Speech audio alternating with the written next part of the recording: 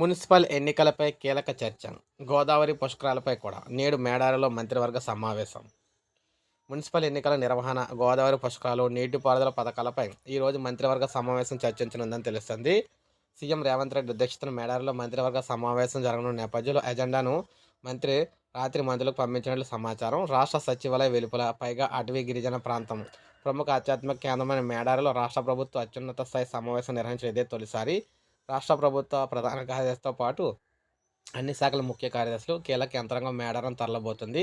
సాధారణంగా మేడారం జాతరకు 2 రోజుల ముందు నుంచే రోజు పెద్ద సంఖ్యలో భక్తులు వస్తూ ఉంటారు. పైగా ఆదివారం సెలవు రోజు అయితే వేల మంది తరలి వస్తారు. మంత్రివర్గ సమావేశం కూడా అక్కడే నిర్వహిస్తున్న నేపథ్యంలో పెద్ద ఎత్తున బందోబస్తు ఏర్పాటు చేస్తున్నారు. రాష్ట్ర ప్రభుత్వం మొత్తం కదిలి మేడారం వెళ్తున్నారు.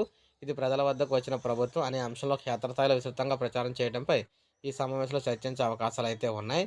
సో ముఖ్యంగా చూసుకుంటే పొట్ల పోరు ఎత్తిపోతలకు ఆమోదం తెలిపే అవకాశం అయితే కనిపిస్తూ ఉందన్నమాట. దాంతోపాటు సుమారు 150 కోట్లకు వ్యయమయ్యే ఎత్తిపోతల వల్ల దాదాపు 3000 ఎకరాలకు సంబంధించి నీళ్ళు అయితే వస్తాయని చెప్తున్నారు. నెక్స్ట్ ఇంకా రైతు భరోసా నిధులకు సంబంధించి కూడా డిస్కషన్ అయితే చేయబోతున్నారు. సో ఈ మొత్తం క్యాబినెట్ సమావేశం అయితే మంత్రివర్గ సమావేశం క్యాబినెట్ మీటింగ్ అయితే జరగబోతుంది అనమాట మేడార్లోని ఈరోజు. సో ఇది అప్డేట్. ఒక లైక్ చేయండి, సబ్స్క్రైబ్ చేసుకోండి మన ఛానల్.